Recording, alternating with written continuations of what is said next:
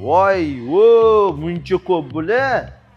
Kimdir bormi o'zi? Qarab oringlar. Assalomu alaykum, xush kelibsiz. Va alaykum assalom. Qanaqa kreslo qidiryapsiz? Nima matoq bu o'zi? Nima karomati bor? Reklamada chiqarib urib, jonga tegib ketdinglar-yu. Mana o'sha reklamani ko'rib kelibsiz-ku.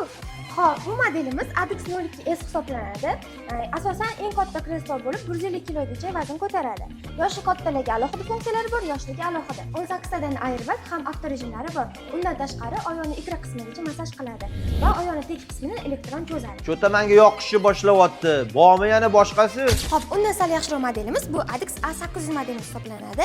Bu model 24 avto funksiyaga ega. Materiali eko koja. Sensorini ham ovoz bilan ham joystick bilan boshqarsangiz ham bo'ladi.